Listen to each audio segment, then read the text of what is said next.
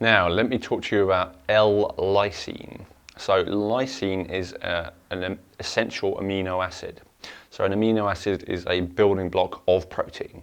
And out of all the amino acids, there's kind of 20 plus, depending on how you count it, there's 8 of them that are essential. So, your body can't make them itself. You have to get them from your diet. Now, lysine is particularly interesting because you generally don't get very much in vegan foods. You only tend to find a decent amount of it in animal foods. There's a couple of exceptions to that, but not a lot. And generally, vegan foods like nuts and seeds tend to be, vegan protein sources like nuts and seeds tend to be very high in another amino acid called L-Arginine.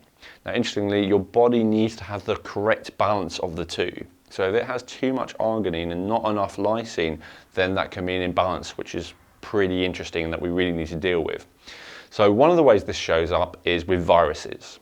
So your body uses lysine especially to help to fight viruses. That's one of the most important components of it. So a lot of people who buy lysine buy it because they have herpes, basically. It could be oral herpes or genital herpes or somewhere else.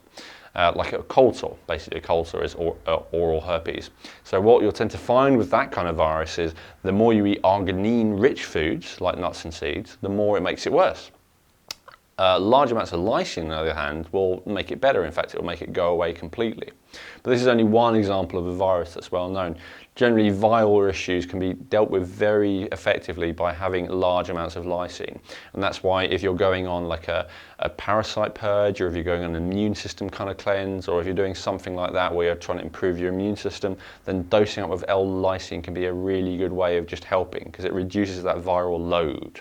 Right? Viruses aren't as simple as I have one or I don't. They're a matter of we all have them. It's a matter of do we have enough to cause a problem or not.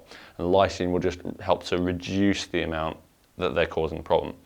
Another very popular use for lysine is that it helps to build collagen. So it helps to build connective tissue. It also helps for calcium absorption. So if you have any of those kind of issues going on, if you have osteoporosis or osteopenia, or if you have joint pain, then lysine is really important.